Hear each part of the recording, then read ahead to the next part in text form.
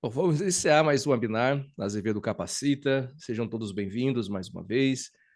Lembrando a todos que estamos todas as quartas-feiras, né, normalmente às quartas, a partir das 10 da manhã, trazendo um assunto sempre relevante. A nossa ideia é disseminar conhecimento, sempre falando aqui na área da saúde, filantrópicas, santas casas, e também hospitais particulares, sempre um assunto diferente, um assunto que, durante essas inscrições que vocês fazem, vocês deixam lá para que a gente possa falar, né? Sempre deixam uma indicação de algo, de algum assunto que a gente possa trazer, e a gente busca algum convidado.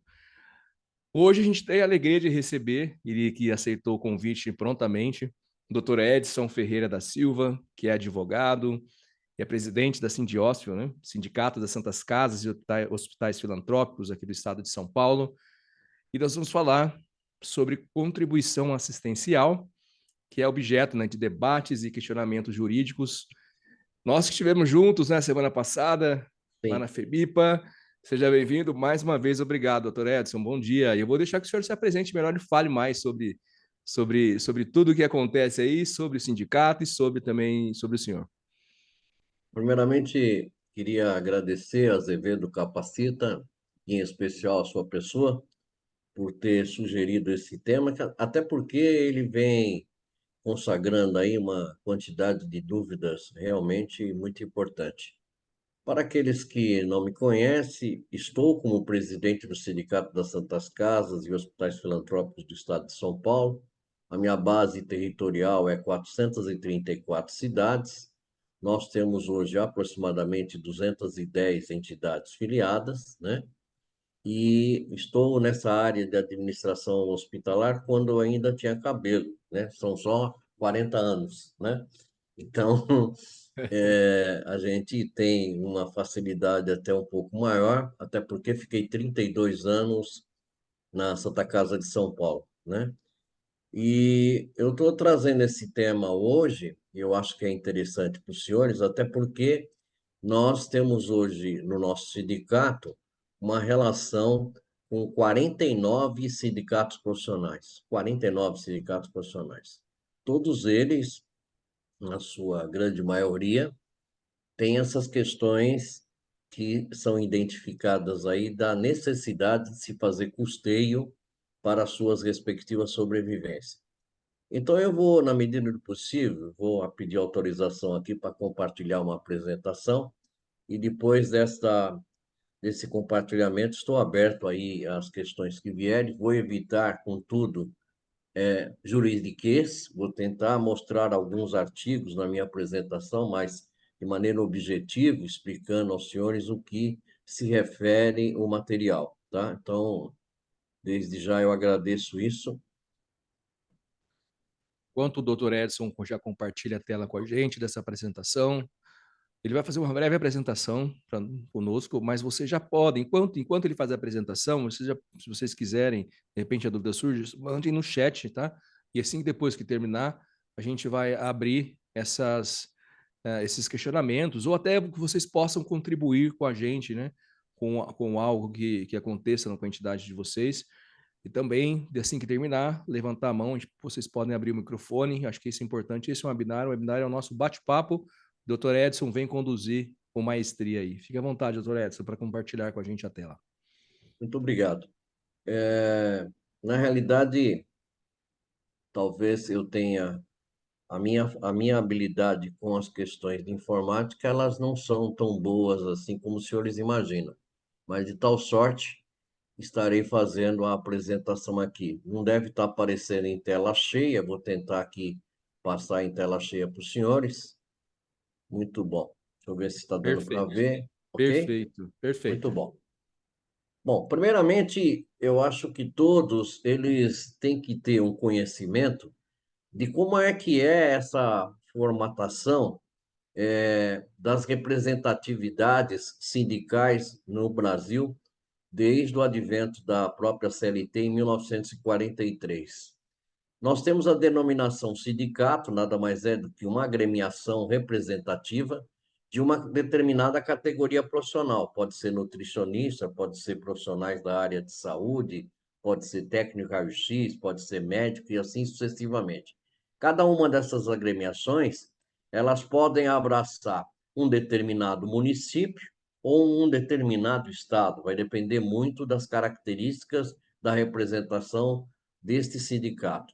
Alguns, por exemplo, Sindicato dos Médicos no Estado de São Paulo, embora seja no Estado de São Paulo, há outros sindicatos. Sindicato dos Médicos de Campinas, Sindicato dos Médicos de Sorocaba e assim sucessivamente. O que importa é saber que cada uma dessas representações tem a autorização do Ministério do Trabalho para representar aquela categoria. Isso é importante identificar, porque esse sindicato, juridicamente, ele passa a ser o substituto processual daquela categoria, seja a entidade ou o profissional filiado a esse ou não. Posteriormente, quando nós identificamos em uma determinada base ou território que haja 5 sindicatos da mesma categoria, há a possibilidade de se criar uma federação. Essa federação, ela parte de um princípio que representa todos os sindicatos daquela categoria profissional. E quando, num determinado espaço da União, existe a possibilidade de identificar a existência já de 3 federações, estas 3 federações criam uma confederação. Então, a confederação passa a regimentar as federações. Obviamente que essa estrutura sindical tem as suas características políticas, como existe no Brasil. Até porque, quando de 1943 foi formatado o Sindicato, Federação e Confederação. Não obstante a isso, se criou, na época, as centrais sindicais, que abrigam boa parte dos sindicatos profissionais, sendo essas centrais sindicais, por força de condições eminentemente corporativas e políticas, criou-se até partido. Exemplo, a CUT criou o PT, a Força Sindical criou Solidariedade e assim sucessivamente. Não obstante a isso, este sindicato ele passa a ser uma pessoa jurídica de representatividade, mas ele, na realidade, é destinado a defender os interesses de uma coletividade profissional, mas ele está subordinado não só às questões internas da sua formação estatutária, mas à Constituição Federal, o Código Civil, a própria CLT, a Lei de Registros Públicos e outras regras que venham ser colocadas pelo Ministério do Trabalho. Não basta apenas ele dizer que o que segue é as formatações do seu estatuto. Pelo contrário, o seu estatuto e as suas atividades devem obedecer hierarquicamente essas disposições legais às quais eu acabei de citar. O que é importante definir que, embora essa configuração de 1943, na própria Constituição, que é de 88, ela estabeleceu lá os direitos e deveres individuais de qualquer cidadão brasileiro. E dentro desses direitos e deveres individuais, diz lá que são todos iguais perante a lei. E lá no inciso 20 desse próprio artigo 5º, diz assim: ninguém poderá ser compelido a associar-se ou permanecer associado a alguma entidade, seja ela representativa de classe ou outra associação que assim o seja. Isso é importante para que a gente possa, a partir daqui, estar alinhando todos os nossos processos de conhecimento desse tema. Lá no artigo 7º da Constituição Federal, também neste artigo, ele vai delineando todos os direitos dos trabalhadores, né? E lá no item 26 do artigo 7º, diz que são direitos dos trabalhadores o reconhecimento das convenções e acordos coletivos de trabalho. Por que é importante isso daqui?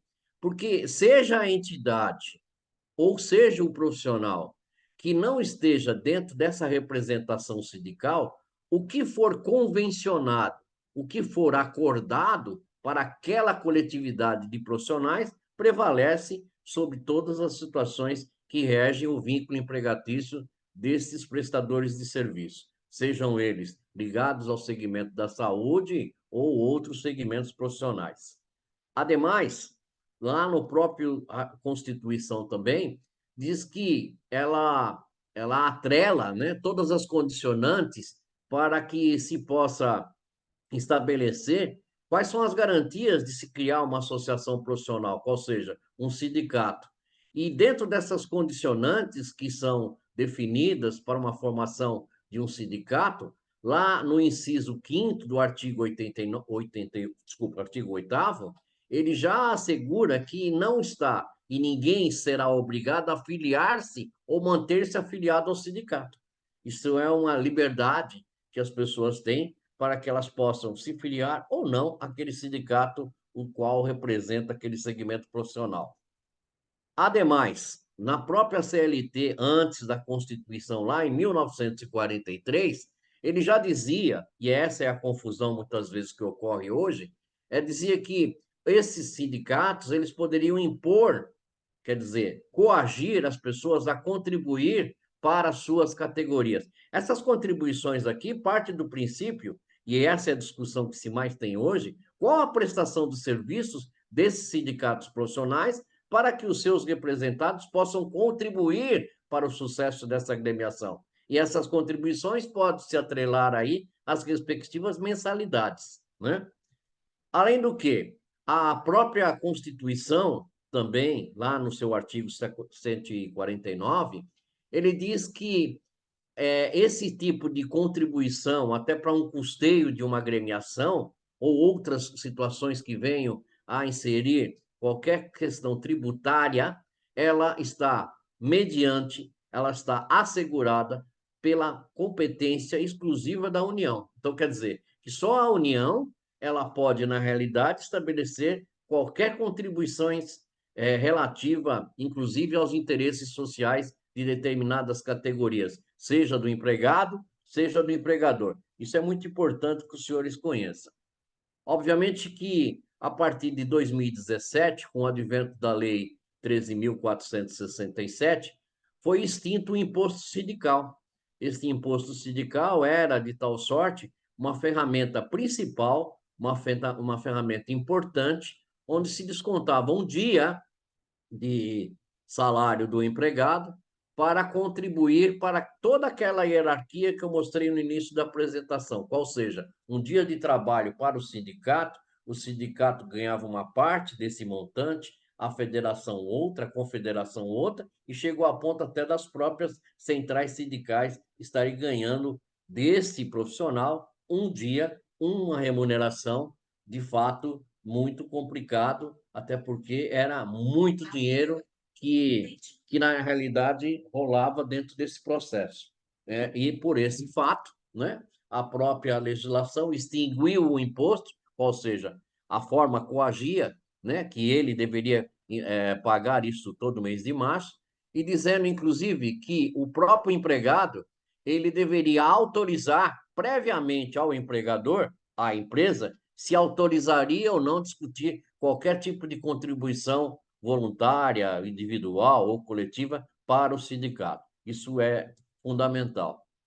Obviamente que com essa reforma de 2017, ela traz no seu bojo, e é isso que nós defendemos, né, de que qualquer discussão que se refere a contribuições ao sindicato, após a nova redação do artigo 579 da CLT, que o desconto de contribuição sindical está condicionado à autorização prévia e expressa do empregado.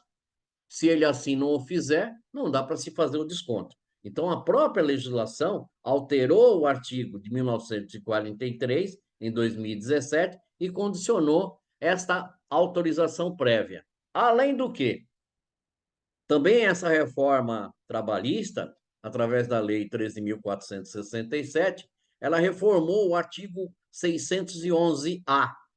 E lá é esse que nós vemos, estamos sempre conversando nas nossas convenções coletivas, que está expresso, e eu acho que é muito importante os senhores terem conhecimento dessa redação na sua integridade, que diz o seguinte: a convenção coletiva e o acordo de trabalho têm prevalecência sobre a lei. Inciso 26. Inclusive, a liberdade de associação profissional ou sindicato do trabalhador, quer dizer, as pessoas se associam ou não ao sindicato, inclusive o direito de não sofrer, sem sua expressa ou prévia anuência, qualquer cobrança ou desconto salarial estabelecido nas convenções coletivas e no acordo coletivo. Então, mesmo que o sindicato venha a impor esse desconto nas respectivas convenções ou através dos acordos individuais, haverá a possibilidade de desconto, desde que o empregado assim o faça a respectiva autorização. Se ele assim não fizer, não há como se fazer esse desconto. Óbvio que, a partir daí, surgiu uma série de discussões jurídicas que foi parar no próprio Tribunal, no Supremo Tribunal Federal, e naquela oportunidade o Supremo Tribunal Federal ele disse que essa contribuição, que muitas vezes possa estar implícita numa convenção ou num acordo coletivo, ela não é inconstitucional. Pelo contrário, ela determina na decisão é inconstitucional a instituição, por acordo, convenção coletiva ou sentença normativa, de contribuições que se imponham compulsoriamente ao empregado da categoria não sindicalizada. Quer dizer, se o cara não está sindicalizado aquele sindicato, eu não tenho que coagir a ele contribuir para o sindicato. Também, recentemente, agora, em especial, em abril de 2023, né, havia já uma discussão quanto a essa legalidade da contribuição, se poderia, se não poderia. Houve manifestação dos ministros e houve aí uma tese que ela prevalece hoje de maneira geral, o que a gente chama de repercussão geral, onde diz lá na decisão do acordo do Supremo Tribunal Federal que é constitucional a instituição, por acordo ou convenção coletiva, de contribuições assistenciais a serem impostas a todos os empregados da categoria, ainda que não sindicalizados, desde que assegurado o direito de oposição. Ou seja, não é inconstitucional a contribuição, só que o empregado é ele que diz se autoriza ou não esse desconto. Obviamente que já existe uma repercussão geral na área jurídica e também a própria Câmara dos Deputados já aprecia um projeto de lei de número 2099, ele está em trâmite, onde ele, na realidade, menciona que todos os sindicatos, eles, na realidade, para fazer qualquer tipo de contribuição, não pode ser feito sem autorização do empregado. Este projeto de lei está em andamento, está na Comissão de Assuntos Sociais da Câmara e ainda não tem a sua vigência. E agora, a partir dessa semana, especificamente, né, o próprio Tribunal Superior do Trabalho, através de sua composição plena, ele, apreciando o volume de processos que falam sobre essa matéria, qual seja, hoje já circulam lá 2.423 processos que falam sobre essa temática de contribuição. Então, aquele Tribunal Superior do Trabalho, ele tem a modalidade de criar um incidente de resolução de demandas repetitivas. Quer dizer, quando estão enchendo de processos lá, e esses processos são sobre o mesmo tema, né? Há necessidade do próprio tribunal amenizar esse número de processos que estão chegando a ele e criar aí uma sugestiva para que todos os tribunais possam tomar o mesmo conceito de decisão. E dentro dessa prerrogativa do Tribunal Superior do Trabalho, foi estabelecido que, com esse mecanismo, haverá a possibilidade, né, de uma solução coletiva dos conflitos. E, obviamente, que pode amenizar essa situação. Entenda que esse processo ainda está em tramitação no Tribunal Superior do Trabalho, mas, obviamente, já sinaliza o fato de que necessariamente corrobora tudo o que eu disse até o momento, qual seja, para que haja a contribuição assistencial, efetivamente há de se ter a autorização do empregado. O que ocorre para que a gente, a partir de agora, possa ter uma ideia, né, do que pode ocorrer? Primeiro, o próprio Supremo Tribunal Federal, ao julgar a constitucionalidade da contribuição assistencial, ou seja, ele entende que é legal isso, mas ele tem que definir como é que vai funcionar isso, né? Ele vai ter que decidir, que até o momento não decidiu, como é que vai fazer isso.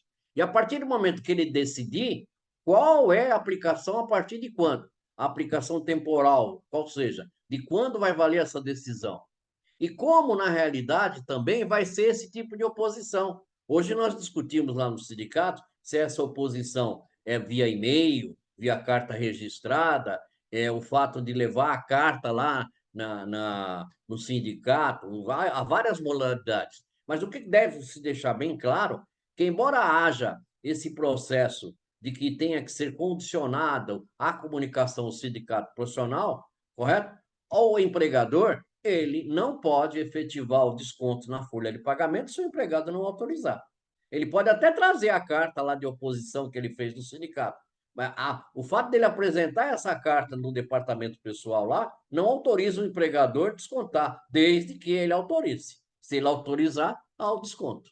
Obviamente que o próprio Tribunal Superior do Trabalho deve, a partir dessa decisão que eu acabei de citar anteriormente, estabelecer aí uma jurisprudência, né, para todos os tribunais, quando houver alguma oposição com relação a isso. Mas eu quero destacar, dentro desse fato, a questão da liberdade sindical. Eu também sou sindicalista, eu represento a categoria econômica. O que de fato deve ocorrer, e esse é o processo a qual o Sindosfil assim sinaliza, é de que o sindicato ele é mero prestador de serviço. O sindicato ele tem que oferecer alguma coisa para os seus representados. Ele tem que oferecer alguma coisa. Ninguém se associa a nada se não tem uma contrapartida, certo? Então, as pessoas podem ter obtenção de vantagens numa colônia de férias, no tratamento odontológico. Há alguns sindicatos profissionais que nem sede tem, né? Então, essa liberdade sindical, ela é factível, mas é importante, obviamente, que a gente entenda esses respectivos conceitos, né? Que tanto discute hoje no segmento, de que como é que se faz a oposição? A oposição é uma carta que eu vou ter que dizer se o empregado autoriza ou não. Aconselho, juridicamente, que não se faça modelinho, não se entregue modelo pelo Word, não se entregue impresso. É uma vontade expressa do empregado. Ele tem que escrever com a própria mão dele, certo? Escrever com a própria redação dele. A empresa, a entidade, não tem que entregar modelinho. A entidade não pode fixar modelinho no ponto. Isso dá cana. Isso é crime, certo? Chama-se política antissindical. Então, o que aconselhamos, certo?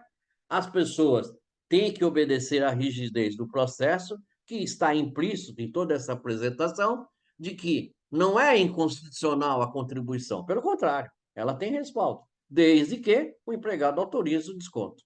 Então, eu acho que era isso que eu queria passar para o senhor. Estou disponibilizando aqui, já falei com o Lucas, que a gente queria passar à disposição dos senhores uma página que eu tenho na internet, www.estudoemfoquesaude.com.br, e meu e-mail está aí à disposição dos senhores, presidencia.sindocil.com.br, e estou à disposição para as perguntas que assim vierem.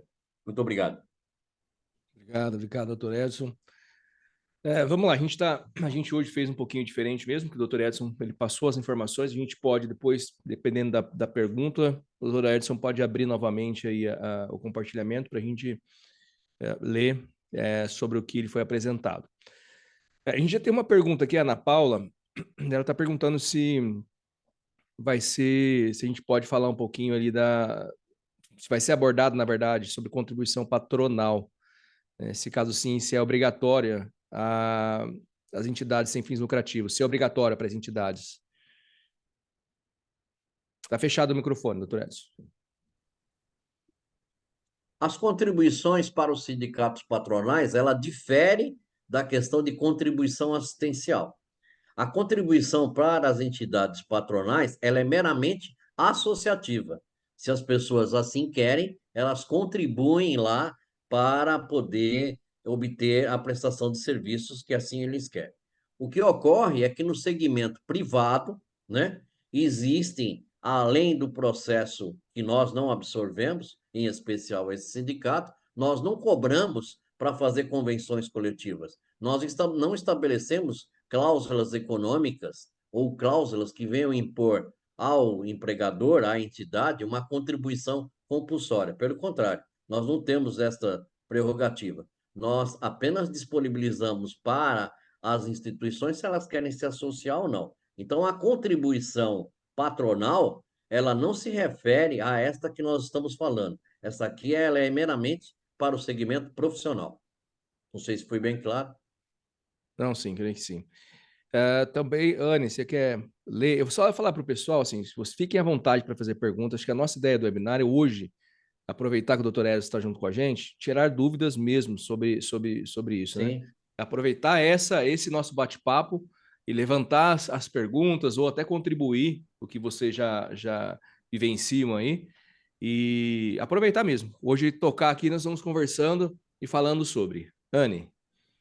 A Janete Aguiar perguntou: legalmente deve apresentar carta de oposição ou autorização de desconto da contribuição sindical? Oni, você pode repetir? Deu um eco aqui, eu não entendi, desculpa. Vamos lá. A Janete Aguiar perguntou: legalmente deve apresentar carta de oposição ou autorização de desconto da contribuição sindical?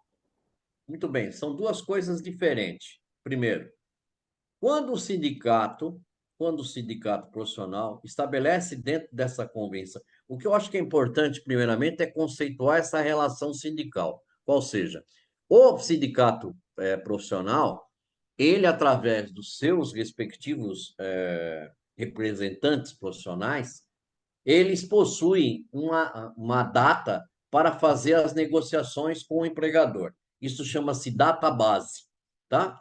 Essa data base, o sindicato vai conversar com a sua categoria, com seus representados, vai fazer uma assembleia lá, e essa assembleia vai definir uma pauta de reivindicações a ser entregue aos patrões. Nessa pauta de reivindicação, se assim também for aprovado nesta assembleia uma contribuição para o sindicato, ela será encaminhada para que o próprio sindicato patronal possa examinar estas condições. O que nós hoje abordamos especificamente no sindicato a qual eu represento?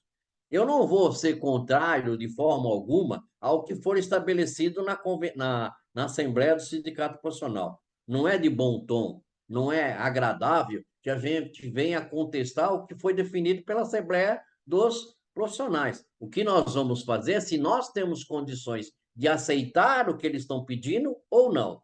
Então, via de regra, quando há o mencionamento dessa contribuição assistencial, nós, do Sindicato de São Paulo, já condicionamos o fato de que o direito do empregado a fazer oposição.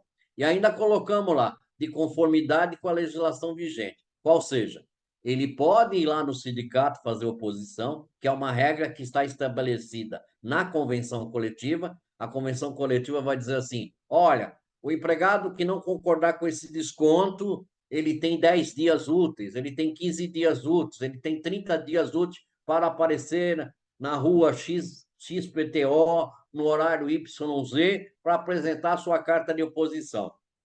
Obviamente que hoje toda a publicidade vem mostrando aí o volume de filas que tem nessas instituições, pelo fato de que as pessoas não estão muito contentes em fazer essa oposição, essa oposição perante o sindicato. Obviamente que ele, tirando de lá essa carta, que provavelmente venha com carimbo, que ele fez a oposição, que venha com papel que o sindicato deu, o RH, o departamento pessoal, ao recepcionar essa oposição, não quer dizer que ele, empregado, já está autorizando o desconto.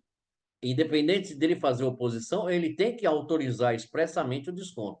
É por cautela, o empregador deve também obedecer o rigor da convenção coletiva. Se lá está dizendo que tem que fazer oposição, nós vamos orientar os funcionários a fazer oposição. Mas, para que possa efetivar o desconto, somente com a autorização do empregado. Embora fosse um pouco prolixo, são dois instrumentos diferentes. A oposição do sindicato é uma coisa, a autorização do departamento pessoal é outra. Próxima pergunta. O Luciano da Santa Casa de Bragança Paulista perguntou: então, se o profissional não apresentar a carta de oposição, a empresa não poderá descontar a contribuição assistencial? Prezado Luciano, grande prazer em ter recepcionado a sua pergunta. Bom, primeiro é o seguinte, é, são duas coisas também que devem ser conversadas, em especial para todos aqueles que estão nos assistindo aqui. Eu não aconselho, eu não sugiro fazer ônibus, fazer van, fazer grupo de pessoas para ir lá no sindicato fazer oposição. Isso é política sindical. Boa parte do sindicato hoje vem filmando, né, esses procedimentos que algumas instituições fazem para levar em comboio empregados no sindicato profissional para fazer oposição. Isso é um direito do empregado. Ele tem que fazer oposição lá. Ah, mas ele vai faltar o serviço. Isso justifica porque é um direito dele, correto? Ah, mas vai todo o setor. Aí vocês têm que se organizar, fazer gestão de recursos humanos para que não saia todo mundo. Agora, se porventura amanhã, meu caro Luciano, vier uma demanda judicial, qual seja, entrar com uma ação, né, de cumprimento, porque o senhor não está cumprindo a convenção, o sindicato profissional pode fazer. Porque na convenção está estabelecido o quê? Que há uma contribuição assistencial no valor X, Y, Z, e que aquele que não se interessar deve fazer oposição do sindicato. Aí há aquela discussão hoje que vai depender das atuações jurídicas, qual seja, veja, a autorização por parte do Supremo Tribunal Federal e pela própria Constituição está dizendo que não se faz desconto para o empregado se ele não autorizar. Então, mesmo que ele traga a oposição, o senhor vai ter que ter autorização. Agora, também dizer assim, deixa o que der, a vier, eu não aconselho, certo? Porque, na realidade, se está previsto na convenção coletiva que há um prazo para oposição, o sindicato pode entrar com uma ação de cumprimento em cima dos senhores. Os senhores vão ter que defender, certo? Não, porque a Constituição reza que, no fato, só há autorização desde que ele se manifeste. Obviamente, o senhor vai ter que ter essa autorização aí apregoado no seu prontuário. Queria também esclarecer que todos devem tomar muito cuidado, viu? Muito cuidado. Às vezes o sindicato ele apresenta no departamento pessoal, na administração pessoal, uma carta onde o Edson está se associando ao sindicato. Vai descontar dele lá R$ 9 por mês da mensalidade sindical. Aí vai vir lá um papelzinho dizendo assim, olha, o Edson se associou ao sindicato, desconte dele R$ 9 por mês. Você vai descontar todo mês, vai provar que você descontou. Só que é bom prestar atenção no formulário que está sendo entregue, porque às vezes ele está lá com uma letrinha muito pequenininha e lá embaixo um quadradinho escrito assim, autoriza-se a contribuição assistencial. E este empréstimo e essa carta não se vale a nível jurídico para que se efetue o desconto na folha, até porque ele tem que ser de próprio punho. Perfeito. Próxima pergunta da Júlia. Em caso de processo judicial já ajuizado, como fica a obrigatoriedade da contribuição anterior ao entendimento do STF de abril de 2023? Você tem que falar devagar, Lê, porque é dando um eco, por gentileza. A Júlia perguntou: em Sim. caso de processo judicial já ajuizado, como fica a obrigatoriedade da contribuição anterior ao entendimento do STF de abril de 2023? São três situações que devem ser observadas. Nenhuma delas tem decisão definitiva. Três. Nenhuma delas tem definitivo. A decisão do Supremo Tribunal Federal ainda não está definida. Ele, como eu disse, ele vai ter que modular, vai dizer a partir de quando e quando se vê. Não está decidido ainda. O fato do Tribunal Superior do Trabalho ter arregimentado para si, né, uma manifestação, uma vontade de estabelecer uma decisão ainda não está caracterizado. Ele já está dizendo assim, nossa, está tendo muito processo aqui, eu não aguento mais esse monte de processo falando sobre a mesma coisa. Eu vou ter que tomar uma decisão. Eu vou orientar os tribunais como é que ele tem que fazer. Ele não deu essa decisão ainda. Agora, se há em andamento, se está sub júdice, né? Ou se a entidade a qual quem me faz a pergunta já tem um processo de ação de cumprimento, ou há uma questão para se identificar a legalidade dessa situação, vai depender dos tempos que está esses andamentos. Até porque essa discussão ela vem de 2017, né? Então precisa assim entender qual o lapso de tempo que está discutindo a causa, o respectivo processo. E fico à vontade aí para quem está me perguntando para depois subsidiar se porventura precisar de alguma informação jurídica. Perfeito. Próxima pergunta, da Célia Regina. Sobre a contribuição negocial que os colaboradores fizeram à carta de oposição e enviaram por AR, o sindicato tem que enviar a relação de quem fez essa oposição para a empresa não fazer esse desconto? Muito bem. Foi até importante falar sobre isso, porque em cada convenção coletiva pode-se estabelecer uma forma, uma denominação desse custeio. Pode ser contribuição negocial, pode ser contribuição assistencial, pode ser contribuição educacional e assim sucessivamente. Todas elas se referem ao custeio da entidade profissional, ponto. Tá? O fato das pessoas entregar essa correspondência lá. Me volta a pergunta só para que eu me perdi no objetivo, por favor. Sobre a contribuição negocial que os colaboradores fizeram à carta de oposição e enviaram por AR, Sim, o ok. sindicato... Quer continuar? Bom, não precisa, já entendi. O que acontece? Alguns sindicatos, nós já tivemos essa experiência em São Paulo, que eles dão um prazo para que se possa fazer oposição e aí eles entram em recesso. Eles fecham a porta. Aí o cara vai lá fazer oposição, o sindicato está fechado, certo? Existe a oportunidade, são raras ainda, as convenções coletivas que dizem de que a oposição pode ser feita por AR, ou seja, aviso de recebimento do correio que ele recebeu isso. O empregador deve recepcionar esse aviso de recebimento comprobatório de que ele fez a oposição por o sistema de correio no departamento pessoal, e o departamento pessoal apenas vai auferir o desconto se porventura ele assim autorizar. O fato dele entregar o aviso de recebimento em si não obriga e não dá respaldo ao empregador para fazer desconto se ele porventura não autorizou. Perfeito. A Santa Casa de Ourinhos perguntou: a empresa pode divulgar o prazo de oposição aos colaboradores ou isso se configura como ato antissindical?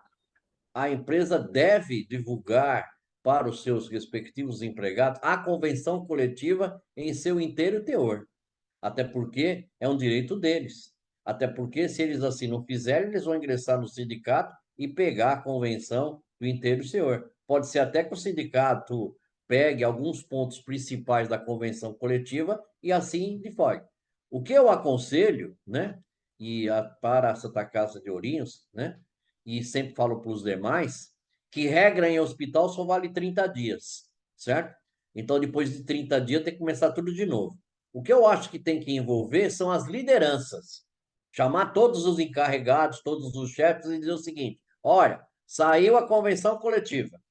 Se algum dos funcionários seu quiser fazer oposição, ela vai ser feita em tal lugar, tanto prazo assim, assim, assim.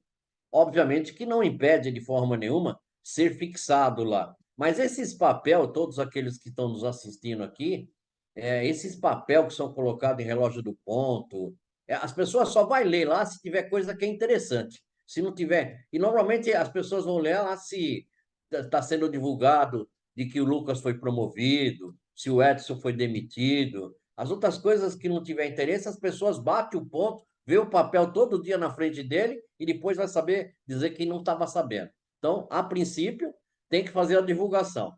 E não é política antissindical. A política antissindical é você instigar o empregado a não fazer oposição. Perfeito. Tem um comentário do Paulo do Hospital de Altinópolis. Ano passado, havia uma dúvida sobre entendimento, ou seja, manifestar o interesse para contribuir ou colocar uma oposição. Com isso, passou o prazo para fazer a oposição. Daí estamos fazendo o desconto para repasse. Porém, os empregados estão questionando que o empregador não orientou que precisava fazer a oposição e agora o sindicato recusou a oposição por estar fora do prazo. Muito bem. O sindicato tem esse direito. Ele tem esse direito de recusar a oposição, até porque o que foi convencionado ou acordado, pactuado, prevalece para as duas partes, tanto para o empregador como para o empregado. Obviamente que, dado um prazo para que as pessoas vá ao sindicato fazer essa oposição, ultrapassado esse prazo e a pessoa não lá foi, ou tampouco entregou o AR, ou tampouco teve qualquer manifestação de oposição, volta a insistir. O empregador só poderá descontar a partir do momento que o empregado autorizou. Com todo o respeito que eu devo a quem está fazendo a pergunta, salvo o melhor juízo, a situação de fazer a contribuição para o sindicato daqueles que não se opuseram foi errada, né? Porque, de fato, se já está prescrito, já está dizendo de que só pode haver o desconto do empregado se ele assim autorizar, a empresa está contribuindo, aspas, com sua mera liberalidade, fecha aspas, para o sindicato. Aí o sindicato acordou, que estava dormindo em berço esplêndido, e falou: opa, agora você tem que contribuir de todo mundo, entendeu? Não só desses. É esse o processo. Perfeito. A Sandra Regina de Araújo fez uma pergunta. O empregado não fez o protocolo da carta de oposição. O desconto somente pode ocorrer se tivermos autorização expressa para efetuar o desconto?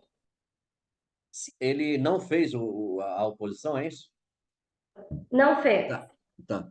Então, vamos lá. Desculpa, Ana, eu sempre insisti nisso, é que está dando um eco aí, eu estou meio distante, né? Até chegar aqui, né, ô Lucas? Eu vou Até repetir descer, novamente. até descer a serra. Vou repetir novamente. É, O empregado não fez o protocolo da carta de oposição. O certo. desconto somente pode ocorrer se tivermos autorização expressa para efetuar o desconto? Sim, tá? Ele poderia se manifestar dentro do prazo para poder fazer oposição, ponto. Ele não o fez, certo? Mesmo que ele dentro ou tivesse obedecido o prazo e tivesse feito, correto? A empresa só poderia descontar se ele autorizasse. Então, se ele não fez, só se mesmo ele não fazendo oposição, ele vai falar assim: olha, eu não fiz oposição lá, mas eu quero autorizar. Se ele autorizar, se faz o desconto. Ninguém vai autorizar, acho eu. Perfeito. Sobre a pergunta da Júlia, que ela fez em caso de processo judicial, o André Batista, da Fundação Padre Albino, respondeu a pergunta dela e eu vou ler para o senhor. Contribuindo no âmbito do TRT-15, já tivemos decisões de diversas formas. Desembargadores que entendam que a aplicação do tema 935 é de observância obrigatória e imediata, desembargadores que entendem que o julgamento ainda não transitou em julgado e, por fim, desembargadores que entendam que se o fato é anterior ao julgamento do STF, portanto, não se aplica o tema. O STF não se manifestou sobre a modulação dos efeitos da decisão do tema 935, infelizmente. Bom, até para contribuir. Primeiramente, o Tribunal Regional do Trabalho da 15ª Região tem uma tendência muito grande para o lado do empregador, ponto, certo? Em todas as audiências que nós tivemos lá, tivemos espelhado essas caracterizações. Obviamente que a contribuição que o colega dá, eu também tenho conhecimento de que algumas decisões do TRT são a favor da contribuição. Algumas delas dizendo que se foi aprovado na Assembleia, né, haverá o desconto, né? E, obviamente, se ele não fizer a oposição, vai haver o desconto. Mas queria falar para o colega que está me fazendo a pergunta e todos aqueles que estão presentes, que a realidade é diferente. Às vezes as pessoas acham que o filme ele realmente tem começo, meio e fim. Só que em dado momento das cenas existe um processo de traumatologia, né, e de trauma muito grande. Algum deles. Normalmente o sindicato ele para registrar a convenção coletiva, ele tem que entrar com um processo no Ministério do Trabalho, que é registrar essa convenção coletiva no tal do mediador, certo? Ele tem que registrar essa convenção lá. Tanto faz o empregador registrar no mediador, como o empregado, o sindicato do empregado, registrar no mediador. O que, que nós fazemos? Né? Normalmente, a gente logo de cara e pergunta: ei, sindicato, quem vai colocar no mediador? Ah, eu coloco. Muito bom. Se ele coloca, é responsabilidade dele. Aí ele fala assim: não, eu não vou colocar. Quem coloca é vocês. Muito bom. Então eu vou colocar. Primeiro, eu quero a ata da Assembleia de vocês.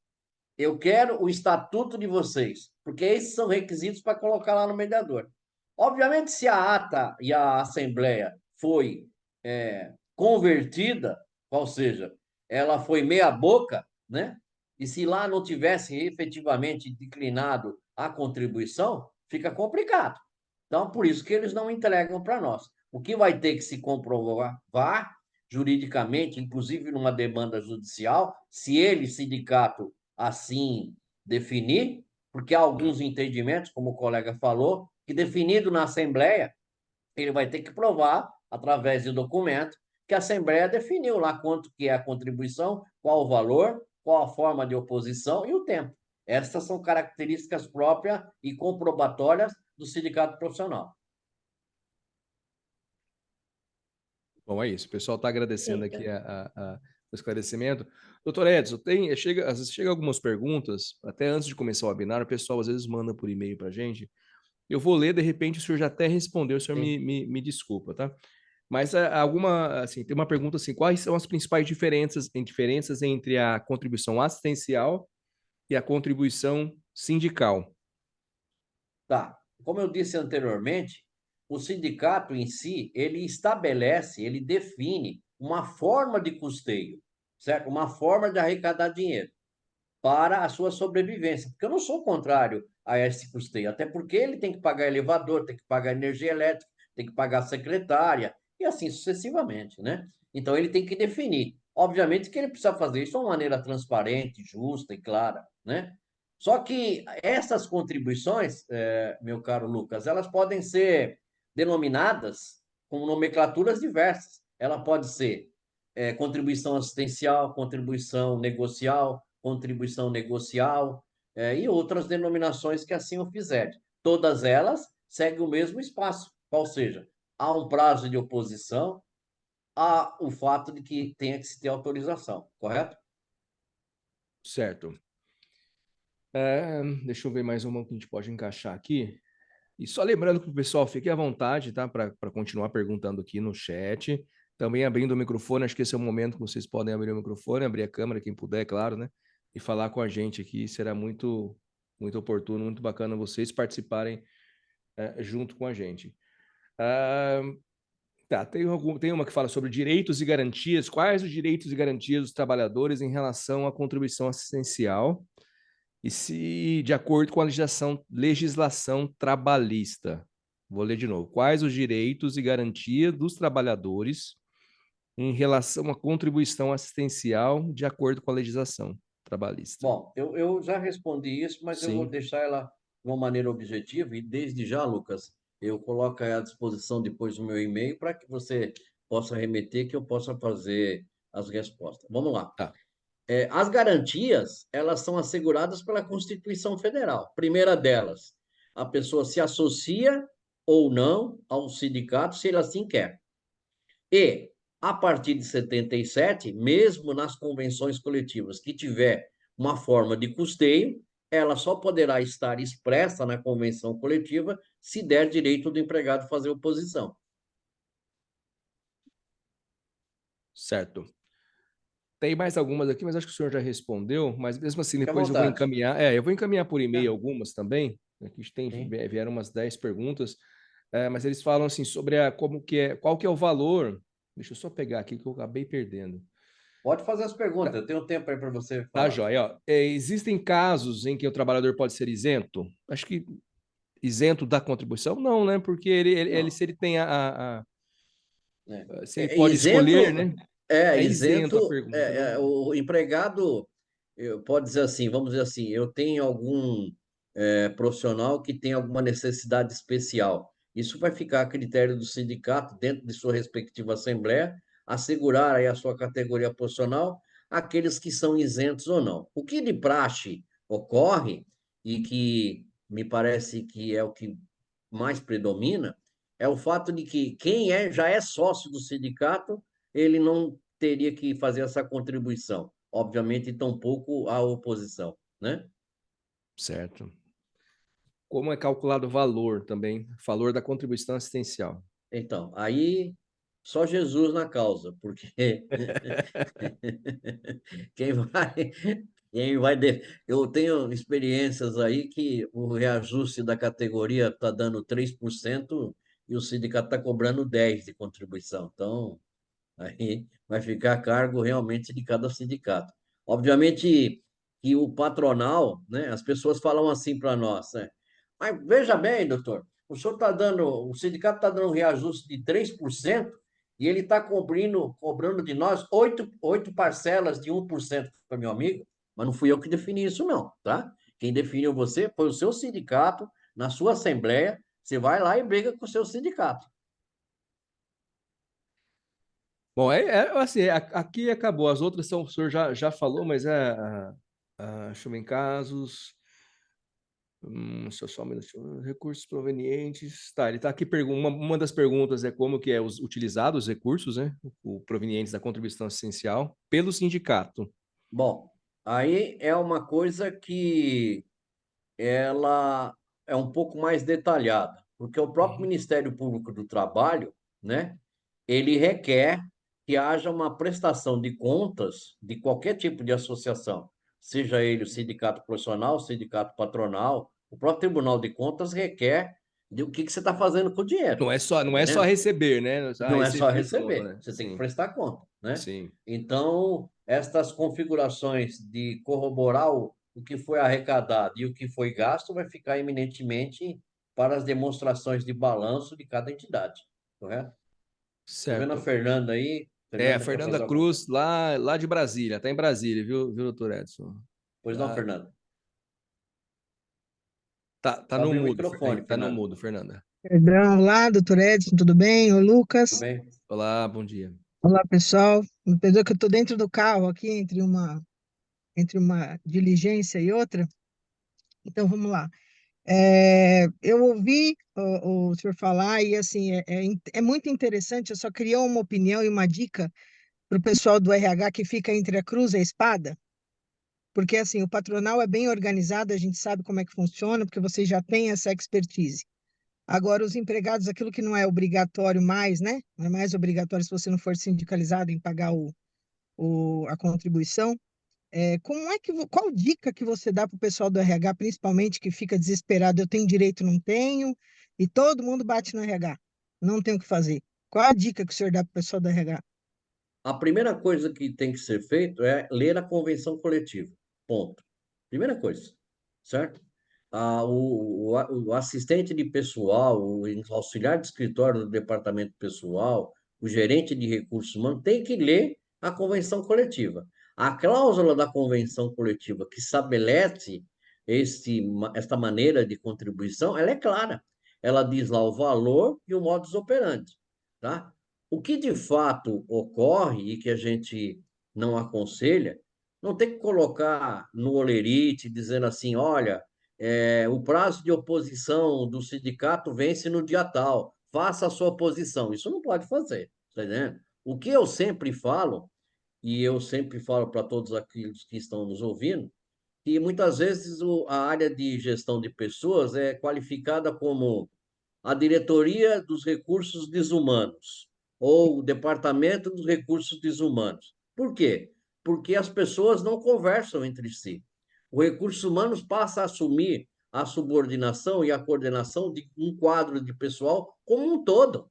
Às vezes tem instituições aí com 26 mil funcionários, está tudo concentrado no chefe de pessoal. Está errado, Isso certo? aí. Tem que incluir e tem que fazer com que o encarregado saiba que ele está na posição hierárquica para orientar os seus subordinados. O chefe de seção, o chefe de serviço, o gerente, o diretor, até mesmo a parte institucional. Tem que orientar os funcionários. Aí deixa, obviamente, a cruz da espada, como a senhora está dizendo, né? Na mão de um pobre coitado, que ele, na realidade, vai ter que tomar uns 3, 4 Rivotril para poder mentalizar a sua obrigação. Pois é. Como o senhor disse, a realidade não é o que a legislação fala. Não é bem assim. Não é o mundo de Alice. A gente sabe como é que funciona. Sim, E sim. cai tudo lá. E cai tudo É, realmente na é, RH. Então, assim, eu acho que os é. diretores têm essa noção, né? Eu acho que, não sei nem se é meio que como que eu posso dizer, proposital, para que não tenha-se muita informação e vira esse balaio de gato mesmo que a gente nunca consegue entender. Como o senhor disse, só Deus sabe o valor da contribuição, como se faz essa valor. Sim, Não é claro, tudo que não é claro fica muito é, confuso.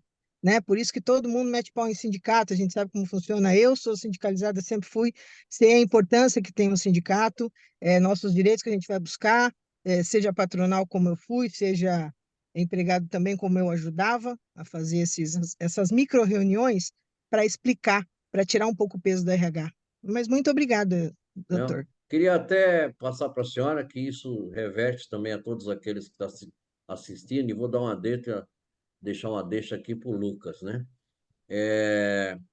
Se imaginarmos São Paulo, tem vários prédios, né?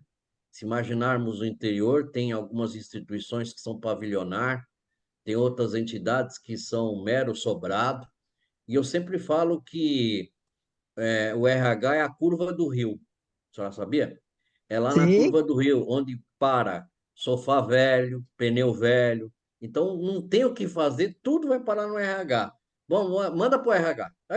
Manda para o RH. O RH, coitado, ele sofre demais. é isso aí.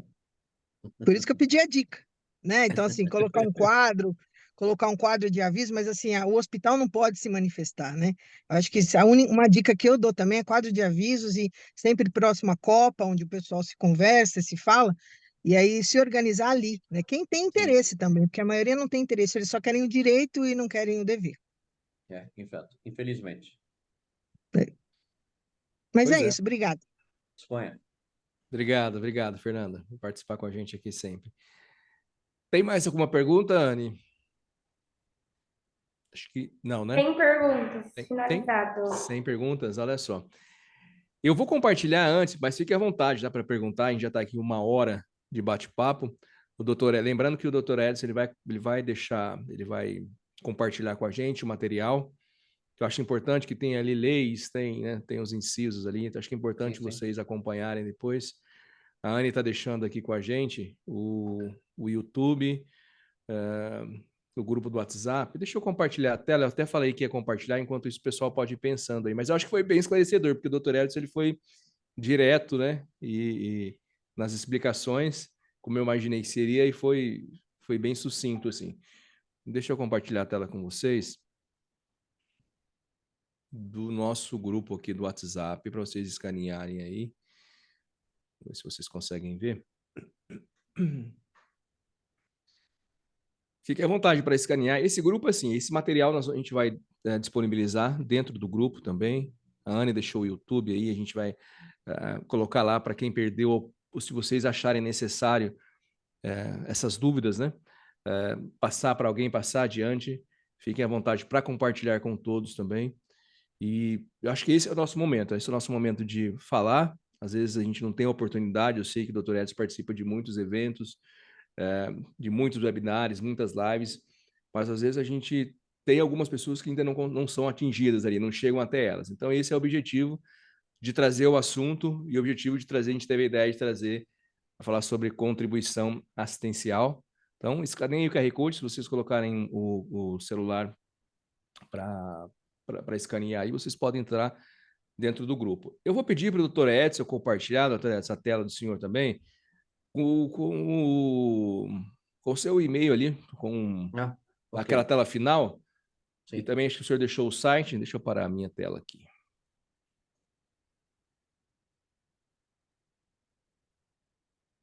Um momentinho só. Eu tenho certeza que depois o pessoal que está acompanhando pelo YouTube, né, nessa gravação, fiquem à vontade também para fazer perguntas. Podem deixar nas perguntas na descrição do YouTube, aí, nos questionamentos, que a gente vai repassar para o Dr. Edson, ele já se disponibilizou, ele vai nos ajudar a responder.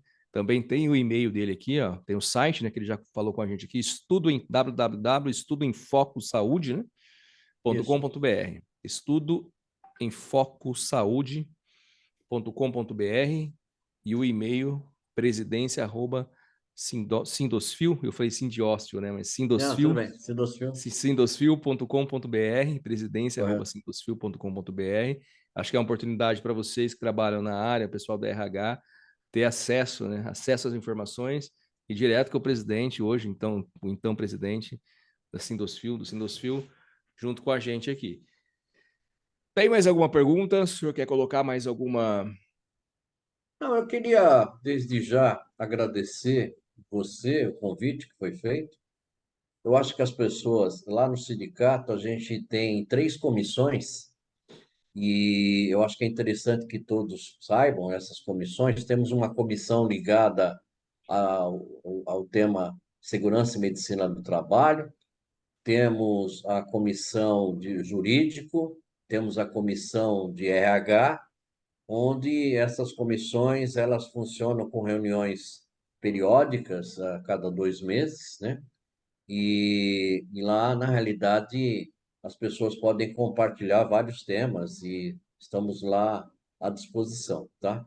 Obviamente que é importante também visitar o nosso site lá, que lá tem uma série de informações à disposição. Tá certo. Muito bom. Eu Samir, preciso. Samir, Samir, Patrícia, bom dia. Querem fazer alguma pergunta? Bom dia, doutor Edson. Bom dia, pessoal. Não, muito esclarecedor, doutor Edson, como sempre. Acho que ajudou muito aí as informações, o material. Obrigado aí pela oportunidade. E aí estão por isso. Patrícia, alguma Mesma coisa? coisa. Não, acho que foi bem esclarecedor e quanto mais informação, melhor, né? A gente precisa mesmo ficar bem amparado para poder não, né, não acabar se prejudicando. Mas foi ótimo. Ô, Lucas, eu queria aproveitar o ensejo, porque é uma Sim, coisa que está fervendo aí. Nós temos um número razoável aí na sala, e ontem nós soltamos uma circular e eu queria reforçar isso, que está todo mundo apavorado com essa questão da política de igualdade salarial entre homem e mulher, e sim. as pessoas não estão atentas a 3 pontos que eu acho que são fundamentais. Primeiro, o governo, ao lançar essa política de igualdade salarial entre mulher e homem, ele abriu lá um portal para que as empresas, seja elas qual segmento for, que tenham mais de 100 funcionários, que ela entrasse nesse portal, respondesse umas perguntas e inserisse lá os dados. Isso foi feito com todas as empresas que têm mais de 100 funcionários. No nosso caso especificamente, o segmento hospitalar tem praticamente 60% do contingente do sexo feminino. Feito essas inserções, o Ministério ia estabelecer como foram essas informações coletadas, demonstrar estatística. Ele também o fez, né? E agora as pessoas estão perguntando, bom, e aí? Como é que eu faço para colocar isso no meu site, nas minhas redes sociais? Bom, primeiro, vai ter que usar o seu certificado digital para obter as informações junto ao Ministério do Trabalho. Aquela planilha que lá está, da sua entidade, através do seu CNPJ, é que vocês vão colocar no site. Há uma preocupação muito grande que as pessoas, mas eu vou divulgar o salário do Edson, eu vou divulgar o cargo do Lucas, né? As informações, elas obedecem à Lei Geral de Proteção de Dados. As informações que serão colocadas efetivamente, aquelas que podem ser colocadas, tá? Então, obviamente que cada entidade, ela agora, Se alguém omitiu alguma informação, né, e colocou alguma informação reda, reza um Pai Nosso, um Ave Maria, um Cruz Credo, e aí vê o que pode ser feito. Tá bom? Tá joia, muito bom. Tá bem? A gente tem, assim, a gente estava conversando um pouquinho antes aqui nos bastidores, nós temos mais assuntos para falar, né, para tratar. A gente pode, como a gente separa sempre os temas, né, doutor Edson, a gente pode falar sobre NR32, né? Então, assim, a gente Sim. vai trazer, o doutor Edson, ele vai voltar, o doutor Edson sempre acompanhou a gente, ele vai voltar para falar outros assuntos, a gente vai divulgar para vocês antecipadamente, e assim, acho que para contribuir junto com a gente. Doutor Edson, eu Muito preciso bom. agradecer, além o meu agradecimento em si, mas agradecer em nome da Azevedo Editores, em nome do seu Eliseu que esteve com a gente na FEMIPA na semana passada, o Luiz Eduardo também, o seu Eliseu é fundador da Azevedo, Sim. Luiz Eduardo também é sócio, diretor da Azevedo, agradecer em nome deles esse projeto que a gente elaborou aí durante o ano passado, comecinho do ano passado, estão prosseguindo e ter a participação do senhor, representando também o sindicato, a Sintosfil, o senhor como na presidência. Agradecer, mais uma vez, essa disponibilidade. Eu sei que o senhor já vai sair daí já tem, né, muitos afazeres, e Sim. ter esse tempinho aqui, uma hora e pouquinho, a gente já estava um pouquinho antes aqui, quase 2 horas juntos, né? Então, obrigado mais uma vez. A princípio, eu que quero agradecer, até quando nós estivemos lá em Curitiba, tivemos essa afinidade e desde já coloco a plataforma do Sindocil à sua disposição para que você, a partir de agora, possa encaminhar todos os webinars que a gente divulga isso no Estado, tá bom? Que ótimo. Obrigado mais Bom? uma vez. A Janete aqui, a Guiar, está agradecendo, parabenizando. A Raquel Martins, a Raquel lá da Secretaria, lá aí da Secretaria de São Paulo, do Estado de São Paulo. A Raquel Martins sempre participa com a gente, agradecendo a excelente participação, que agregou muito conhecimento nessa manhã de quarta-feira. Tá joia. Obrigado a todos que participaram mais uma vez. Vamos Obrigado. fazer uma foto, se vocês puderem abrir a câmera de vocês, a gente sempre faz isso, né? E compartilham com todos, abrir a câmera para a gente fazer uma foto. A Anne que vai fazer para a gente, a Anne que dá o nosso suporte, o nosso apoio aqui. Então fiquem à vontade para abrir a câmera. A gente Para não todo vai, mundo não vai abrir a deixar câmera, vocês se com o olho fechado. posicionar. Não vamos deixar com o olho fechado. A Raquel está aqui, eu estou vendo ela aqui, ó. Todo E mundo isso. de olho aberto, hein? Estão abrindo a câmera, se organizando. A Cíntia também, ela está com outro nome aqui, mas eu reconheci ela aqui. Ela está aqui, ó. Eu vou contar até 3 para todo mundo se posicionar. 1, 2, 3 e... Show! Oi? Foi! Bom, pessoal, valeu mais uma vez. Obrigado. Obrigado a todos. Obrigado, doutor Edson. Obrigado. Semana que vem Saudades. estaremos todos juntos. Vocês contribuíram muito, doutor Edson, junto aqui com a gente, vocês perguntando. Creio que, acho que nos ajudou a esclarecer algumas dúvidas e teremos, com certeza, próximos assuntos, próximos temas bem relevantes também. Até mais, Grande pessoal. abraço a Valeu. todos. Um Obrigado. Um abraço. abraço, doutor Obrigada a Edson. todos. Tchau, tchau. Bom Abraço. dia. Tchau, tchau.